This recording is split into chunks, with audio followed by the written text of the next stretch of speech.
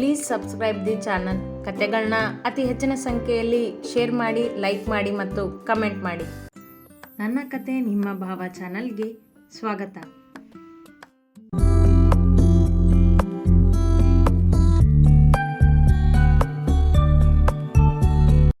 ನನಗೆ ಭಯ ಇದ್ದಿದ್ದೇ ಆ ಶೋಭಾ ಬಗ್ಗೆ ಜಾನು.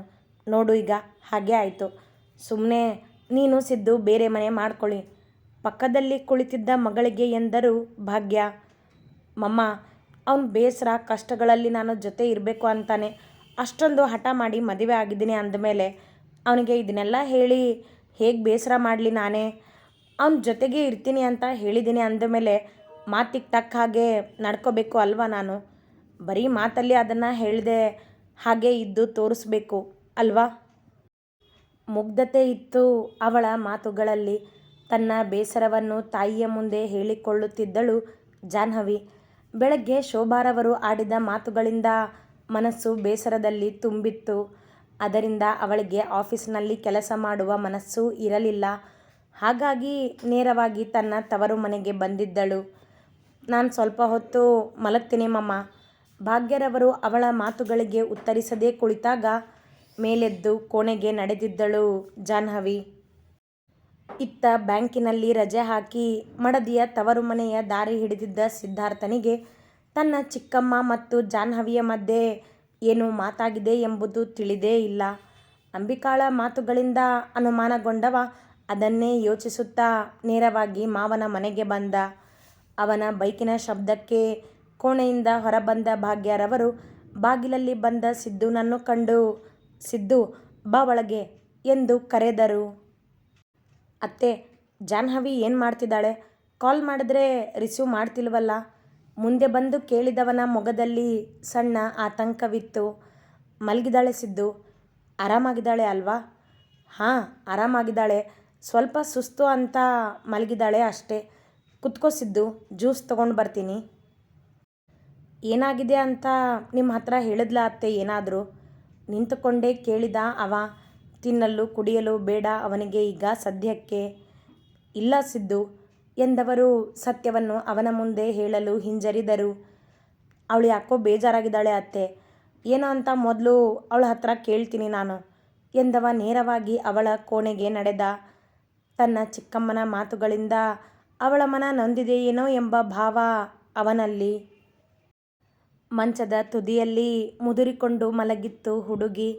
ಅತಿಯಾದ ಒತ್ತಡದಿಂದಲೋ ಏನೋ ನಿದ್ದೆ ಅವಳನ್ನು ಸೆಳೆದಿತ್ತು. ನಿಧಾನವಾಗಿ ಕೋಣೆಯ ಬಾಗಿಲು ದೂಡಿ ಒಳಬಂದ ಸಿದ್ದು ಮಲಗಿದವಳನ್ನು ಕಂಡು ಬಳಿ ಬಂದ.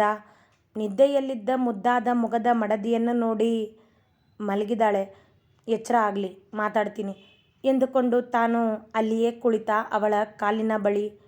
ನೋಟ ಅವಳ ಮೇಲಿತ್ತು. ನನ್ನನ್ನು ಕಂಡ್ರೇ ಕೋಪ ಮಾಡ್ಕೋತಿದ್ದೋಳು ಜಾಹ್ನವಿ ನೀನು. ಆದರೆ ಈಗ ನನ್ನ ಹೆಂಡತಿ ಆಗಿದೆಯಾ?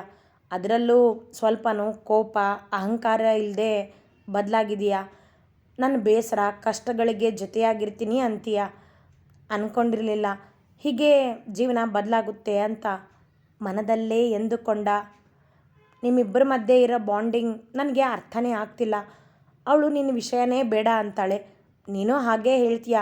ಆದರೆ ನಿಮ್ಮಿಬ್ಬರಿಗೂ ನಿಮ್ಮ ಬಗ್ಗೆ ಚೆನ್ನಾಗಿ ಗೊತ್ತು. ಅಂದೆಂದೋ ಹೇಳಿದ್ದ ಕುಮುದಾಳ ಮಾತುಗಳು ನೆನಪಾದವು ತಟ್ಟನೆ. ತಕ್ಷಣ ಗೋಡೆಯ ಮೇಲಿದ್ದ ಅವಳ ಫೋಟೋ ನೋಡಿದ. ನಗುಮೊಗದ ಕುಮುದ ಅವನ ಮನದಲ್ಲಿ ಸದಾ ಇರುವವಳೇ. ಜೀವನ ಎಷ್ಟು ಅನಿರೀಕ್ಷಿತ ನೋಡು ಕುಮುದ. ನಾವು ಅಂದ್ಕೊಳ್ಳದೆ ಇರೋದೇ ಜೀವನದಲ್ಲಿ ನಡೆಯೋದು. ಯಾವುದೂ ಆಗೋದಿಲ್ಲ ಅಂತ ನಂಬಿಕೆ ಇಟ್ಟಿರ್ತೇವೋ ಅದೇ ಆಗಿ ಹೋಗುತ್ತೆ. ಆಗಿದ್ದಕ್ಕೆಲ್ಲ ಹೊಂದ್ಕೊಂಡು ಹೋಗೋದೇ ನಮ್ಮ ಕೆಲಸ ಅಷ್ಟೇ. ಮನದಲ್ಲೇ ಎಂದುಕೊಂಡ ಕುಮುದಾಳ ಫೋಟೋ ನೋಡುತ್ತಾ. ಅದೇ ಸಮಯಕ್ಕೆ ನಿದ್ದೆಯಲ್ಲಿ ಹೊರಳಾಡಿದ ಜಾಹ್ನವಿ ಮಂಚದಿಂದ ಕೆಳಗೆ ಬೀಳುವಳೇನೋ ಎಂದು ಹೆದರಿ ತಕ್ಷಣ ಅವಳ ತೋಳು ಹಿಡಿದ ಮೇಲೆದ್ದು. ಅವನ ಸ್ಪರ್ಶಕ್ಕೆ ಎಚ್ಚರವಾಯಿತು ಜಾಹ್ನವಿಗೆ. ತಟ್ಟನೆ ಕಣ್ತೆರೆದವಳು ಸಿದ್ದುನನ್ನು ಕಂಡು, ಸಿದ್ದು ನೀನು ಯಾವಾಗ ಬಂದೆ ಎಂದು ಆಶ್ಚರ್ಯಗೊಂಡಳು. ಈಗ ಬಂದೆ, ಮಲ್ಗು ನೀನು ಎಂದ ಅವಳಿಂದ ಸರಿದು ನಿಂತು. ಮೇಲೆದ್ದು ಕುಳಿತ ಜಾಹ್ನವಿ, ಯಾಕೆ ಬ್ಯಾಂಕ್ ಹೋಗಲಿಲ್ವಾ ಕೇಳಿದಳು ಅವ ಅಲ್ಲಿರುವುದು ಗೊತ್ತಾಗದೆ. ಬ್ಯಾಂಕ್ ರಜೆ ಹಾಕಿದ್ದೀನಿ. ಎಂದವ ಅವಳ ಮುಂದೆಯೇ ಕುಳಿತ. ರಜೆನಾ? ಯಾಕೆ? ಏನೊಂದು ಅರ್ಥವಾಗಲಿಲ್ಲ ಅವಳಿಗೆ. ನಿನ್ನ ಜೊತೆ ಮಾತಾಡೋದಕ್ಕೆ. ತಾಳ್ಮೆ ಇತ್ತು ಅವನ ಮಾತುಗಳಲ್ಲಿ. ನನ್ನ ಜೊತೆ ಮಾತಾಡೋದಕ್ಕೆ ರಜೆ ಹಾಕಿದೀಯಾ? ಯಾಕೆ? ಏನು ಮಾತಾಡಬೇಕಿತ್ತು ನೀನು ನನ್ನ ಜೊತೆ? ಗೊಂದಲದಲ್ಲೇ ಕೇಳಿದಳು. ಕ್ಷಣ ಅವಳ ಮೊಗ ನೋಡಿದ ಸಿದ್ದು. ನಿನ್ನ ಮತ್ತೆ ಚಿಕ್ಕಮ್ಮನ ಮಧ್ಯೆ ಏನು ಮಾತಾಗಿದೆ ಎಂದು ಕೇಳಿದ. ಅಚ್ಚರಿ ಅವಳಿಗೆ. ಸುದ್ದಿ ಇವನ ಕಿವಿಗೆ ಹೇಗೆ ಬಡಿಯಿತೆಂದು. ಅವಳ ಅಚ್ಚರಿಯ ಮೊಗ ಗಮನಿಸಿದವ. ಇವತ್ತು ಬೆಳಗ್ಗೆ ಚಿಕ್ಕಮ್ಮ ನಿನಗೆ ಏನೋ ಹೇಳ್ತಿದ್ರು ಅಂತ ಅಂಬಿಕಾ ಕಾಲ್ ಮಾಡಿ ಹೇಳಿದ್ಲು. ಅದಕ್ಕೆ ನೀನು ಬೇಜಾರಾಗಿದ್ಯಾ ಅಲ್ವಾ ಎಂದು ಕೇಳಿದ. ತುಟಿ ಬಿಚ್ಚದೆ ಅವನನ್ನೇ ದಿಟ್ಟಿಸಿದಳು ಜಾಹ್ನವಿ. ಹೇಳು ಜಾಹ್ನವಿ, ಚಿಕ್ಕಮ್ಮ ಏನಂದ್ರು? ನಿನ್ನ ಮನಸ್ಸಲ್ಲಿ ಏನಿದೆ ಅದನ್ನು ನನ್ನ ಹತ್ರ ಹೇಳು. ಹಾಗೇನಿಲ್ಲ ಸಿದ್ದು, ಆಂಟಿ ಏನೂ ಅಂದಿಲ್ಲ ಬಿಡು ಎಂದಳು ಮುಚ್ಚಿಡುವ ಪ್ರಯತ್ನ ಮಾಡುತ್ತಾ. ಏನೋ ಮಾತಿದೆ ಅಂತ ನನಗೆ ಗೊತ್ತಿದೆ ಜಾಹ್ನವಿ. ಇನ್ನೂ ಮುಚ್ಚಿಡೋ ಪ್ರಯತ್ನ ಮಾಡಬೇಡ. ನಿನ್ನೆಯಿಂದ ನೀನು ಸಪ್ಪಗಿದೀಯಾ. ಏನೋ ಇವತ್ತೇ ಕೊನೆ ದಿನ ಅಂತೆಲ್ಲ ಹೇಳ್ತಿದ್ರಂತೆ. ಯಾವುದಕ್ಕೆ ಅದು? ಅವನು ವಿಷಯ ತಿಳಿದುಕೊಳ್ಳಲು ಹಠಕ್ಕೆ ಬಿದ್ದಿದ್ದನಾದರೂ ಮೊಗದಲ್ಲಿ ಶಾಂತತೆಯೇ ಇತ್ತು. ಅದು ರಾಗ ಎಳೆದಳು ಮತ್ತೆ ಹೇಳಬಾರದೆನ್ನಿಸಿ. ನೀನು ಹೇಗೆ ನನ್ನ ಎಲ್ಲ ಕಷ್ಟ ಸುಖದಲ್ಲೂ ಜೊತೆ ಇರೋ ಯೋಚನೆ ಮಾಡ್ತೀಯೋ ಹಾಗೆ ನಾನು ನಿನ್ನ ಜೊತೆ ಇರಬೇಕು ಅಂತಾನೆ ಅಂದ್ಕೊಂಡಿರೋದು ಜಾಹ್ನವಿ. ಅದಕ್ಕೆ ಕೇಳ್ತಿದ್ದೀನಿ, ಏನೂ ಮುಚ್ಚಿಡ್ಬೇಡ ನನ್ನ ಹತ್ರ ಎಂದ. ಇನ್ನು ಸತ್ಯ ಹೇಳದೆ ಬೇರೆ ದಾರಿಯೇ ಇಲ್ಲ ಎಂದು ತಿಳಿದ ಜಾಹ್ನವಿ ಹಿಂದಿನ ದಿನ ಶೋಭಾರವರು ಅದೇ ಮನೆಗೆ ಬಂದು ಭಾಗ್ಯರವರ ಜೊತೆ ಮಾತನಾಡಿದ್ದರ ಬಗ್ಗೆ, ತನ್ನ ಜೊತೆ ಮನೆಯಲ್ಲಿ ಮಾತನಾಡಿದ್ದ ಎಲ್ಲವನ್ನೂ ಹೇಳಿದಳು. ಕೊನೆಯ ಮಾತುಗಳು ಮುಗಿದಾಗ ಅವಳ ಕಣ್ಣುಗಳು ಕೊಳವಾಗಿದ್ದವು. ನನಗೆ ಇದನ್ನೆಲ್ಲ ನಿನ್ನ ಹತ್ರ ಹೇಳೋದಕ್ಕೆ ಭಯ ಆಯಿತು ಸಿದ್ದು. ನೀನು ಇದ್ರ ಬಗ್ಗೆ ಚಿಕ್ಕಮ್ಮನ ಹತ್ರ ಮಾತಾಡ್ತೀಯ ಈಗ. ಅವರು ನಾನೇ ನಿನ್ನ ಹತ್ರ ಎಲ್ಲನೂ ಹೇಳಿದ್ದು ಅಂತ ಮತ್ತೆ ಜಗಳ ಶುರು ಮಾಡ್ತಾರೆ. ಅದೆಲ್ಲ ಬೇಡ ಅಂತಾನೆ ನಾನು ನಿನಗೆ ಏನೂ ಹೇಳಿರಲಿಲ್ಲ ಸಿದ್ದು ಎಂದವಳ ಕೆನ್ನೆಯ ಮೇಲೆ ನೀರಿಳಿಯಿತು. ಇಷ್ಟಕ್ಕೆಲ್ಲ ಅಳೋದ ಜಾಹ್ನವಿ ಎಂದು ಅವಳ ಕಣ್ಣೊರೆಸಿದ ಅವ. ಮೊದಲು ಮಾತನಾಡಲಿಲ್ಲ ಅವಳು. ನಾನು ಚಿಕ್ಕಮ್ಮನ ಜೊತೆ ಇದ್ರ ಬಗ್ಗೆ ಮಾತಾಡೋದೇ ಇಲ್ಲ ಬಿಡು ಎಂದಾಗ ಅವನ ಭುಜಕ್ಕೆ ತಲೆ ಇಟ್ಟಳು ಜಾಹ್ನವಿ ದುಃಖಿಸುತ್ತಲೇ ಅವನ ಕೊರಳು ಬಳಸಿ. ಎಲ್ಲ ಹೇಳಿಕೊಂಡಾಗಲೇ ಸಮಾಧಾನ ಆಗಿದ್ದವಳಿಗೆ. ಐ ಆಮ್ ಸಾರಿ ಸಿದ್ದು, ನನಗೆ ಏನೂ ಮಾಡೋಕ್ಕಾಗಲಿಲ್ಲ. ಇದಕ್ಕೆಲ್ಲ ನೀನು ಒಪ್ಕೊಳ್ಳೋದಿಲ್ಲ ಅಂತ ಗೊತ್ತು ನನಗೆ ಎಂದಳು ಅಳುತ್ತಲೇ. ಅವಳು ತನ್ನ ಭುಜದ ಮೇಲಿರುವುದನ್ನು ಕಂಡು ಮುಜುಗರಗೊಂಡ ಸಿದ್ದು ಅವಳನ್ನು ಸ್ಪರ್ಶಿಸದೆ, ಇಷ್ಟಕ್ಕೆಲ್ಲ ಅಳಬೇಡ ಜಾಹ್ನವಿ ಎಂದ. ಅವನಿಂದ ಸರಿಯದೆ ಅವನನ್ನು ಇನ್ನೂ ಬಿಗಿಯಾಗಿ ತಬ್ಬಿ ಅಳುತ್ತಿದ್ದ ಹುಡುಗಿಗೆ ಅವನ ಮಾತುಗಳು, ಅವನ ಸನಿಹ ಧೈರ್ಯ ಕೊಟ್ಟಿತ್ತು. ಹೆಚ್ಚಾಗಿ ಅವನ ಬಳಿ ತನ್ನ ಸಮಸ್ಯೆ ಹೇಳಿಕೊಂಡಿದ್ದರಿಂದ ಮನ ಹಗುರಾಗಿತ್ತು. ಅವಳನ್ನು ದೂರ ಸರಿಸಲಾಗದೆ ಕುಳಿತ ಸಿದ್ದು, ಅಳಬೇಡ ಜಾಹ್ನವಿ, ಸುಮ್ಮನಿರು ಅಂತ ಹೇಳಿದ್ನಲ್ಲ. ನಾನು ಚಿಕ್ಕಮ್ಮನ ಜೊತೆ ಇದ್ರ ಬಗ್ಗೆ ಏನೂ ಮಾತಾಡೋದಿಲ್ಲ. ಅವರು ನಮ್ಮನ್ನು ಮನೆಯಿಂದ ಹೊರಗೆ ಕಳಿಸೋದಿಲ್ಲ. ನೀನು ಯೋಚನೆ ಮಾಡಬೇಡ ಎಂದ ಅವಳ ತಲೆ ಸವರುತ್ತಾ. ಕ್ಷಣ ಇಬ್ಬರೂ ಮಾತನಾಡಲಿಲ್ಲ. ಜಾಹ್ನವಿ ತನ್ನ ಮನಸ್ಸಿಗೆ ಸಮಾಧಾನ ಆಗುವವರೆಗೂ ಅವನ ಭುಜದ ಮೇಲಿದ್ದವಳು ನಂತರ ಅವನಿಂದ ಸರಿದು, ಸಾರಿ ಸಿದ್ದು, ನಿನ್ನ ಹತ್ರ ಹೇಳಬಾರ್ದು ಅಂದ್ಕೊಂಡಿದ್ದೆ, ಆದರೆ ಹೇಳಿದೆ ಎಂದಳು. ಇದಕ್ಕೆಲ್ಲ ಸಾರಿ ಯಾಕೆ ಜಾಹ್ನವಿ? ಅಳಬೇಡ. ಚಿಕ್ಕಮ್ಮ ಆ ರೀತಿ ಏನೂ ಮಾಡೋದಿಲ್ಲ. ಅವ್ರು ಏನೇ ಮಾತಾಡಿದರೂ ನಾನು ಮಾತಾಡ್ತೀನಿ ಅವ್ರ ಜೊತೆ ಧೈರ್ಯ ತುಂಬಿದ. ನನಗೆ ನಿನ್ನ ಜೊತೆ ಇದ್ದರೆ ಸಾಕು ಸಿದ್ದು, ತುಂಬ ಧೈರ್ಯ ಇರುತ್ತೆ. ಮಗುವಂತೆ ಅವಳ ಮನ. ನಾನು ನಿನ್ನ ಜೊತೆನೇ ಇರ್ತೀನಿ. ಈಗ ಏಳು ಮೇಲೆ ಮುಖ ತೊಳೆದು ಫ್ರೆಶ್ ಆಗು ಎಂದ. ಊಟ ಮಾಡಿದೀಯಾ ಕೇಳಿದಳು ಕಣ್ಣೊರೆಸುತ್ತಾ. ಇಲ್ಲ ಎಂದ. ನನಗೆ ಹೊಟ್ಟೆ ಹಸಿತಿದೆ, ಊಟ ಮಾಡೋಣ ಬಾ. ಬೆಳಗ್ಗೆ ತಿಂಡಿನೂ ಸರಿಯಾಗಿ ತಿನ್ನಲಿಲ್ಲ ನಾನು. ನೀನು ಫ್ರೆಶ್ ಆಗಿ ಬಾ, ಊಟ ಮಾಡೋಣ ಎಂದವ ಮೇಲೆದ್ದು ಕೋಣೆಯಿಂದ ಹೊರ ನಡೆದ. ಜಾಹ್ನವಿಯೂ ಮೇಲೆದ್ದು ಬಾತ್ರೂಮಿಗೆ ನಡೆದಳು. ಸಾರಿ ಅತ್ತೆ, ಸಾರಿ ಮಾವ, ಚಿಕ್ಕಮ್ಮ ಹೀಗೆಲ್ಲ ಮಾಡ್ತಾರೆ ಅಂತ ನಾನು ಅಂದ್ಕೊಂಡಿರಲಿಲ್ಲ ಎಂದ ಸಿದ್ದು ಎಲ್ಲರೂ ಊಟ ಮುಗಿಸಿ ಮಾತನಾಡುತ್ತಾ ಕುಳಿತಾಗ. ನೀನು ಸಾರಿ ಕೇಳಬೇಡ ಸಿದ್ದು, ನಮಗೆ ಶೋಭಾ ಹೇಗೆ ಅಂತ ಗೊತ್ತೇ ಇದೆ ಎಂದರು ಭಾಗ್ಯ. ಆದರೆ ಇದನ್ನೆಲ್ಲ ಹೇಗೆ ಎದುರಿಸ್ತೀಯ ನೀನು? ಅದೇ ನಮಗೆ ಯೋಚನೆ ಆಗಿರೋದು.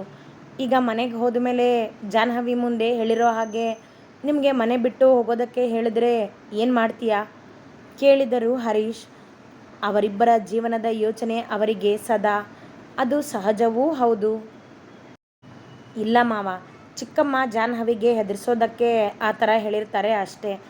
ಅವರು ನಮ್ಮನ್ನು ಮನೆಯಿಂದ ಹೊರಗೆ ಕಳಿಸೋದಿಲ್ಲ. ಅವ್ರ ಬಾಯಿ ಸ್ವಲ್ಪ ಜೋರು, ಆದರೆ ಮನಸ್ಸಿನಿಂದ ಕೆಟ್ಟವರಲ್ಲ ಅವರು ಎಂದವನಿಗೆ ಇನ್ನೂ ತನ್ನ ಚಿಕ್ಕಮ್ಮಳ ಕೆಟ್ಟ ಮುಖದ ದರ್ಶನ ಆಗಿರಲಿಲ್ಲ. ಏನೋ, ಆದರೆ ಒಂದು ಮಾತು ನೆನಪಿಟ್ಕೋಸಿದ್ದು, ನಿಮ್ಮಿಬ್ಬರ ಜೊತೆಗೆ ನಾವು ಯಾವಾಗಲೂ ಇರ್ತೀವಿ ಎಂದರು ಕಾಳಜಿಯಿಂದ. ಅದನ್ನು ಹೇಳಬೇಕಿಲ್ಲ ಮಾವ, ನನಗೆ ಗೊತ್ತಿದ್ದದ್ದೇ ಅದು. ಆದರೆ ಚಿಕ್ಕಮ್ಮನಿಗೆ ಹೆದರಿ ಅವ್ರ ಮಾತಿನ ಪ್ರಕಾರ ನಾನು ನಿಮ್ಮ ಹತ್ರ ಮನೆ ತಗೊಳ್ಳೋದಿಲ್ಲ. ಅದು ಆಗದೇ ಇರೋ ಮಾತು. ಈಗಲೂ ಅವ ತನ್ನ ಮಾತಿಗೆ ಬದ್ಧ. ಅದು ನಮಗೂ ಗೊತ್ತಿದ್ದದ್ದೇ. ಸಿದ್ದು ಯಾವುದಕ್ಕಾದರೂ ತಲೆ ಬಾಗ್ತಾನೆ, ಆದರೆ ತನ್ನ ಆತ್ಮಗೌರವ ಬಿಟ್ಕೊಡೋದಿಲ್ಲ ಅಂತ ಚೆನ್ನಾಗಿ ಗೊತ್ತು ಎಂದರು ಭಾಗ್ಯ. ಅವ ಮುಗುಳ್ನಕ್ಕನಷ್ಟೇ. ಜಾನು, ಈಗ ಏನೂ ಟೆನ್ಷನ್ ಇಲ್ಲ ತಾನೆ ನಿನಗೆ? ಕೇಳಿದರು ಹರೀಶ್ ಮಗಳತ್ತ ನೋಡಿ. ಇಲ್ಲ ಡ್ಯಾಡಿ, ಸಿದ್ದು ಜೊತೆ ಮಾತಾಡಿದ ಮೇಲೆ ನನ್ನ ಟೆನ್ಷನ್ ಎಲ್ಲ ಮಾಯ ಆಯಿತು ಎಂದಳು ಚಂದದ ನಗೆಯೊಂದಿಗೆ. ನಿನಗೆ ಅವನೇ ಮದ್ದು ಎಂದರು ಭಾಗ್ಯ. ನೀನು ಮನೆಯಲ್ಲಿರು, ಈಗ ನಾನು ಆಫೀಸಿಗೆ ಹೋಗ್ತೀನಿ ಎನ್ನುತ್ತಾ ಮೇಲೆದ್ದರು ಹರೀಶ್. ಇಲ್ಲ ಡ್ಯಾಡಿ, ನಾನು ನಿಮ್ಮ ಜೊತೆ ಬರ್ತೀನಿ. ಹಾಗೆ ಸಿದ್ದು ಕೂಡ ಬರ್ತಾನೆ. ಅವನು ಬ್ಯಾಂಕಿಗೆ ರಜೆ ಹಾಕಿದ್ದಾನೆ, ಸೊ ಈಗ ನಮ್ಮ ಜೊತೆ ಆಫೀಸ್ಗೆ ಬರ್ತಾನೆ ಎಂದಳು ಅವನತ್ತ ನೋಡುತ್ತಾ. ತಾನೇ ನಿರ್ಧರಿಸಿದ್ದಳು ಅವನ ಜೊತೆ ಆಫೀಸ್ಗೆ ಹೋಗಬೇಕೆಂದು. ಅವನ ಜೊತೆ ಬೇಡ ಜಾನು, ಇಬ್ಬರು ಇಲ್ಲೇ ಇದ್ದು ರೆಸ್ಟ್ ಮಾಡಿ ಸಂಜೆವರೆಗೂ. ನೋ ಡ್ಯಾಡಿ, ಇಬ್ಬರು ಆಫೀಸಿಗೆ ಬರ್ತೀವಿ, ಅಲ್ಲಿಂದ ಸಂಜೆ ಮನೆಗೆ ಹೋಗ್ತೀವಿ. ಓಕೆನಾ ಸಿದ್ದು? ಕೇಳಿದಳು ಈಗ ಅವನನ್ನೊಮ್ಮೆ. ಸರಿ, ಹಾಗೆ ಮಾಡೋಣ ಎಂದನವ. ನಿಮ್ಮಿಷ್ಟ, ನಾನು ಹೋಗಿರ್ತೀನಿ, ನೀವು ಬನ್ನಿ ಎಂದ ಹರೀಶ್ರವರು ಹೊರ ನಡೆದು ಕಾರ್ ಹತ್ತಿದರು. ಅವನು ಹೇಳ್ದಾಗೆ ನೀನು ಕೇಳೋದಿಲ್ಲ, ನೀನು ಹೇಳ್ದಾಗೆ ಅವನು ಕೇಳಬೇಕು ಅಲ್ವಾ? ಗದರಿದರು ಭಾಗ್ಯ ಮಗಳತ್ತ ನೋಡುತ್ತಾ. ಮೇಲೆದ್ದ ಸಿದ್ದು, ಬಾ ಹೋಗೋಣ ಅತ್ತೆ, ಬರ್ತೀನಿ ಎಂದು ಹೊರ ನಡೆದ. ಅವನ ಹಿಂದೆ ಹೆಜ್ಜೆ ಇಡುತ್ತಿದ್ದ ಮಗಳ ಕೈ ಹಿಡಿದು ತಡೆದ ಭಾಗ್ಯರವರು. ಏನೇ ಇಷ್ಟೊಂದು ಅವಸರ ನಿನಗೆ ಎಂದರು. ಅವನು ಹೋಗ್ತಿದ್ದಾನೆ ಮಮ್ಮ. ಮನೆಗೆ ಬಂದಾಗ ಈ ಮಮ್ಮ ಬೇಕಿತ್ತು, ಈಗ ಗಂಡ ಬಂದು ಸಮಾಧಾನ ಮಾಡ್ತಿದ್ದಾಗೆ ಮಮ್ಮ ಬೇಡ ಅಲ್ವಾ ಎಂದರು ಮುನಿಸು ತೋರುತ್ತಾ. ಮಮ್ಮ, ಏನು ಹೇಳ್ತಿದ್ಯಾ ನೀನು? ರಾಗ ಎಳೆದಳು ಅವರ ಮಾತು ಛೇಡಿಸಿದಂತಾದಾಗ. ಸರಿಯಾಗಿಯೇ ಹೇಳ್ತಿದ್ದೀನಿ ನಾನು. ನೋಡು ನಿನ್ನ ಮುಖಾನ, ಮನೆಗೆ ಬಂದಾಗ ಸ್ವರ್ಗ ಹೋಗಿದ್ದು ಈಗ ಸಿದ್ದು ಬಂದು ಸಮಾಧಾನ ಮಾಡ್ತಿದ್ದಾಗೆ ಹೇಗೆ ಖುಷಿಯಾಗಿದೆ ಅಂತ ಅವಳಲ್ಲಿ ಆಗುತ್ತಿರುವ ಬದಲಾವಣೆಗಳನ್ನು ಹೇಳುತ್ತಿದ್ದರವರು. ಅವನ ಜೊತೆಗಿದ್ರೆ ನನಗೆ ಧೈರ್ಯ ಮಮ್ಮ, ಏನೋ ಸಮಾಧಾನ ಆಯಿತು ಅವನ ಹತ್ರ ಎಲ್ಲನೂ ಹೇಳಿದ ಮೇಲೆ ಎಂದಳು. ಅದನ್ನೇ ಕಣೆ ಪ್ರೀತಿ ಅನ್ನೋದು ಎಂದರು ಭಾಗ್ಯ ಅವಳ ತಲೆಗೊಂದು ಸಣ್ಣ ಪೆಟ್ಟು ಕೊಟ್ಟು. ಮಮ್ಮ, ಸ್ಟಾರ್ಟ್ ಮಾಡಿದ್ಯಾ ನಿನ್ನ ಕತೆನ? ಸಿದ್ದು ನನಗೆ ವೇಟ್ ಮಾಡ್ತಿದ್ದಾನೆ ಅಲ್ಲಿ, ನಾನು ಹೋಗಿ ಬರ್ತೀನಿ, ಬಾಯ್ ಎಂದವಳೇ ನಿಲ್ಲದೆ ಓಡಿದಳು ಹೊರಗೆ. ನನ್ನ ಮಾತು ಲಕ್ಷ್ಯ ಇರಲಿ ನಿನಗೆ, ಅವಳ ಹಿಂದೆ ನಡೆಯುತ್ತಾ ಹೇಳಿದರು ಭಾಗ್ಯ. ಸಿದ್ದುನ ಹಿಂದೆ ಬೈಕಿನಲ್ಲಿ ಕುಳಿತ ಜಾಹ್ನವಿ ಮತ್ತೊಮ್ಮೆ ಅವರತ್ತ ನೋಡುತ್ತಾ ಬಾಯ್ ಎಂದು ಕೈ ಬೀಸಿದಳು.